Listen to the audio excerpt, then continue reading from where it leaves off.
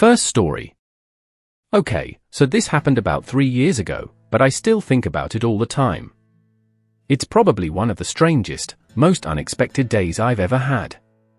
And honestly, it changed me. But let me start at the beginning. I was 27, living in Chicago, working a soul-sucking desk job at a marketing firm. It was one of those jobs where you sit in front of a computer for 8 hours, pretending to be productive but secretly counting the minutes until you can go home. Every day felt like a repeat of the one before: get up, commute, work, come home, watch Netflix, sleep, repeat. One Friday, after another uneventful work week, I had decided I'd finally take the weekend to myself. I wanted to drive up to Wisconsin, find a quiet cabin by a lake, and just unwind. No emails, no phone calls, just me, some books, and maybe a couple of beers. I was looking forward to it all week. So, Friday evening, I get off work, throw a bag together, and hit the road. Traffic was horrible, classic Chicago, so I was already kind of stressed out, even though I was supposed to be heading toward peace and relaxation. I was driving on I-94 North, music blaring, when I noticed something strange. A car ahead of me was swerving slightly, not dangerously, but enough to catch my attention. I sped up a little, getting closer to the car, a beat-up, blue Honda Civic. Inside, I saw this guy in his late 30s, maybe early 40s, wearing glasses and looking totally lost. He was holding a map in one hand and trying to steer with the other, which explained the swerving. I could tell from his expression that he was struggling. I thought to myself, the dude's gonna end up in a ditch if he's not careful. I don't know what possessed me to do it, but I pulled up next to him and waved, trying to get his attention. He looked over, surprised, and I motioned for him to roll down his window. We were both still driving, mind you, so this was risky as hell, but something about the situation made me feel like I had to help this guy. He rolled down his window, and we're yelling across lanes of traffic.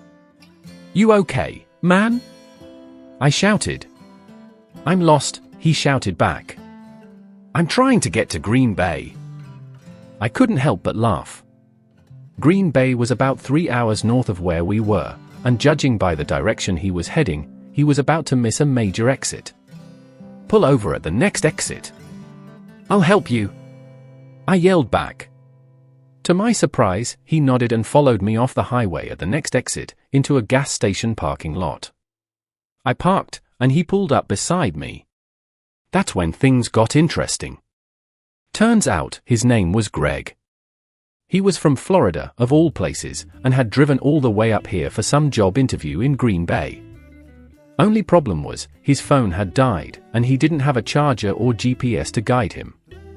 The poor guy had been driving blind for almost an hour, relying on an old paper map he found in his glove box. He looked exhausted, like he hadn't slept in days, and I felt kind of bad for him.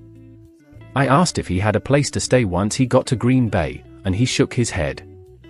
He'd planned to sleep in his car until the interview the next morning. Now, I don't usually make a habit of offering rides to strangers, but something about Greg seemed trustworthy. Maybe it was the fact that he looked more lost than dangerous. Plus, it wasn't like I had any pressing plans for the night. "You know what?" I said. "I'm heading north anyway. How about I drive you to Green Bay? You can leave your car here and pick it up tomorrow after your interview." Greg hesitated, but eventually agreed. He grabbed a small bag from his car, and we set off. The first hour was awkward. Greg didn't talk much, and I didn't push him to. But as we drove further, he started to open up. He told me about his life in Florida, how he'd been laid off from his job at a construction company 6 months ago, and how this interview was his last shot at getting back on his feet. His wife had left him not long after he lost his job, and he'd been living in his sister's guest room ever since. By the time we reached Green Bay, I felt like I knew everything about Greg, his hopes, his regrets, and even his favorite fishing spots in Florida. We arrived at his interview location, a small office building in the middle of a quiet street. It was late, so he planned to sleep in the car as he originally intended. But before he got out, I had another idea. "Hey," I said, "I know this might sound weird, but I'm renting a cabin near here for the weekend. It's got an extra room. Why don't you crash there for the night?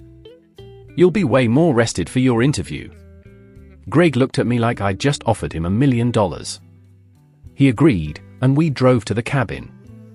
We spent the rest of the night sitting by the lake, drinking beers, and talking about everything and nothing. He told me about his dreams of starting his own business one day, and I shared my frustrations with my dead-end job. The next morning, I dropped Greg off for his interview. I never saw him again after that. He promised he'd let me know how it went, but I never got a call or an email. I sometimes wonder if he got the job or if he kept driving, chasing a new opportunity somewhere else. The thing is, that road trip with Greg made me realize something. Here was a guy who had lost almost everything, but he was still out there, trying. He wasn't giving up. And that stuck with me. A few months later, I quit my job. I didn't have a plan, just knew I couldn't keep doing something that drained me every day. It was scary, but in a weird way, Greg had shown me that it was okay to be a little lost sometimes. And who knows? Maybe that's just part of the journey. Second story. This happened a couple of years ago, and I still get a pit in my stomach thinking about it. It's one of those moments that changes the way you look at everything, and I honestly feel lucky it didn't turn out worse. Here's what went down. I was 31, working at a mid-sized logistics company. My job wasn't glamorous, but it was decent pay, decent hours, and it gave me enough flexibility to have a life outside of work. I was in charge of handling some of our bigger client shipments.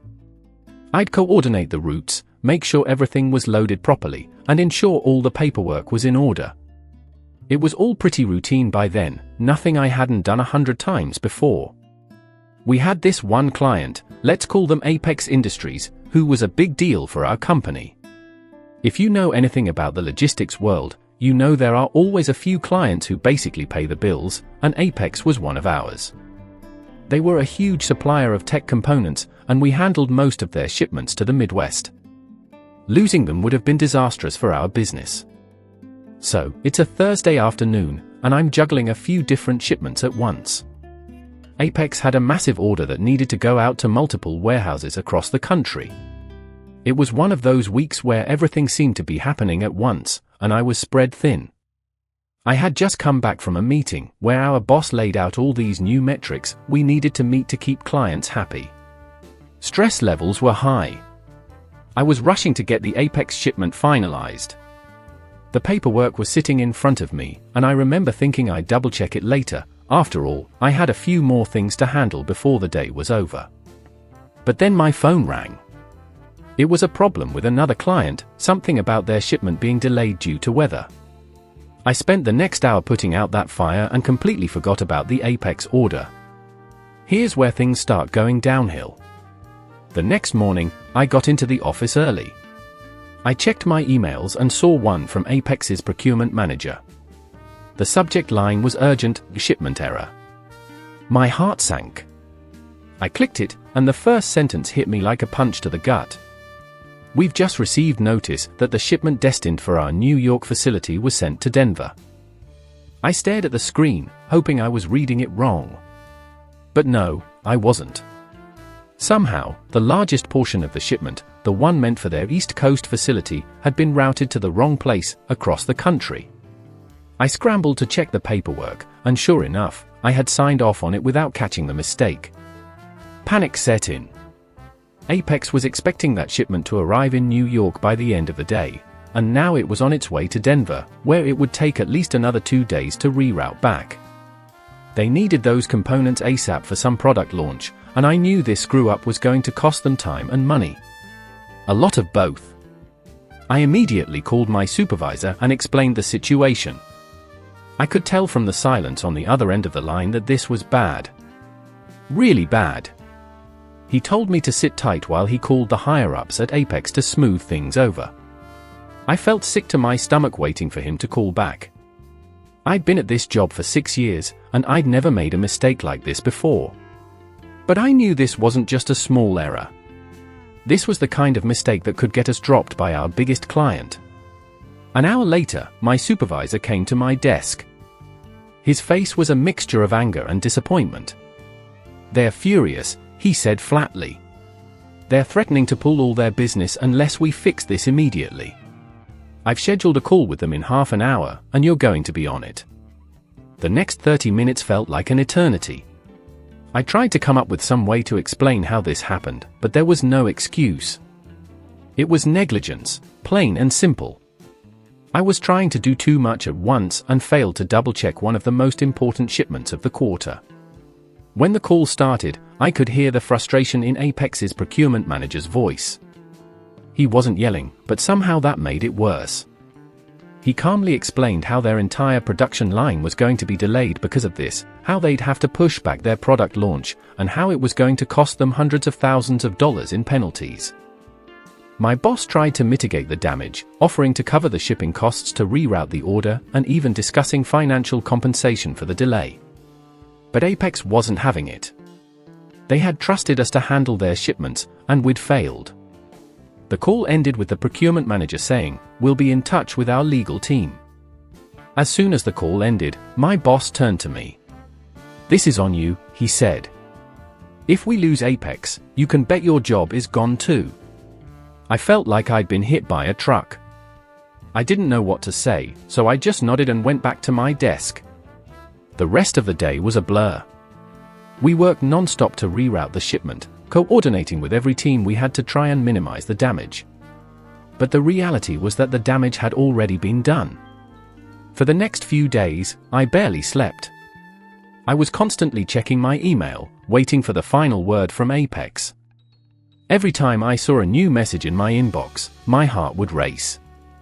I kept running scenarios in my head: what I'd do if I got fired, how I'd explain this to my wife, whether I'd ever be able to find another job in logistics if this black mark was on my record. Then, about a week later, we got the call.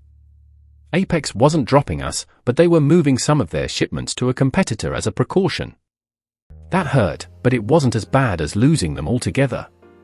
My boss sat me down afterward and told me that while I wasn't being fired, this was going to be on my record. One more mistake like this, and I'd be out. That was the wake-up call I needed. I realized I'd been coasting at work for too long, taking things for granted, and it almost cost me everything. I changed my approach after that. I double-checked everything, even the smallest details. I stopped taking shortcuts and started managing my time better. It wasn't easy, but eventually, I regained my boss's trust. Apex never fully restored all their shipments with us, but we kept enough of their business to stay afloat. And I kept my job. Looking back, I realized that one simple mistake could have derailed my entire career. It's a lesson I'll never forget: sometimes, the smallest errors can have the biggest consequences. Third story. Let me set the scene. It's a Tuesday morning, and I'm running late. My boss, Rachel, has been on my case all week because our department's quarterly numbers weren't where they needed to be. So, naturally, I'm trying my hardest not to screw up more than I already have.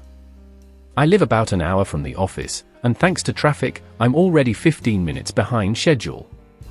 It's one of those mornings where everything feels like it's going wrong. I spilled coffee on my shirt, forgot my laptop charger, and didn't get much sleep the night before. But the worst of it was yet to come. The office I work in is one of those high-rise buildings in the city center. Nothing fancy, but the kind of place that has 20 floors and some elevators that seem to have been installed during the Nixon administration. You know the type: creaky, slow, and prone to random breakdowns. But hey, most days they get you where you need to go. So I rush into the lobby, head straight for the elevator, and mash the button like I'm trying to make up for lost time. The doors open, and there, standing inside, is Rachel, my boss. She's one of those no-nonsense types, probably in her late 40s, and she intimidates the hell out of me. She's got her hair pulled back tight, wearing her usual sharp black suit, holding her phone in one hand and a cup of coffee in the other. Her expression when she sees me is neutral, which in Rachel's world is the equivalent of a warm greeting. I step inside and give her a nod, trying not to let on that my heart's racing because I'm late. I figure this is my chance to redeem myself. Maybe we'll exchange some light pleasantries, and I can impress her with some insightful comment about the latest project we're working on. But that's when it happens. The elevator lurches, almost like it tripped over something, and then comes to a dead stop. I feel my stomach drop, literally and figuratively. The lights flicker once, and then go out, leaving us in pitch black for a second before the emergency lights kick in. Great, Rachel mutters under her breath, taking a sip of her coffee like this is just another annoying item on her to-do list. I'm standing there, silently freaking out, trying to figure out how bad this is. I mean, it's just a temporary thing, right? Elevators stop all the time, and then they start moving again. No big deal. Rachel presses the emergency button, and a tinny voice comes over the speaker, informing us that the building's maintenance team is aware of the issue and working on it. We'll be out of here in a little while. A little while that turned out to be 6 hours. 6 hours trapped in an elevator with Rachel. At first, we stood in awkward silence. I tried to make a couple of comments to lighten the mood, but Rachel wasn't having it. She was focused on her phone, clearly hoping to ride this out without having to engage in conversation with her underperforming employee. About 30 minutes in, I realized I was starting to sweat. The elevator had no ventilation, and the longer we stayed stuck, the warmer it got. Rachel looked calm as ever, barely acknowledging the situation, but I could feel my anxiety creeping up. This wasn't just about being trapped, it was about being trapped with her, the one person I really didn't want to see me in a vulnerable state. An hour passed, and Rachel's phone died. That's when things started to get interesting. With no distraction left, she finally looked up at me and sighed. "Well, I guess we're not getting out of here anytime soon," she said, setting her empty coffee cup on the floor. I chuckled nervously. "Yeah, seems like it."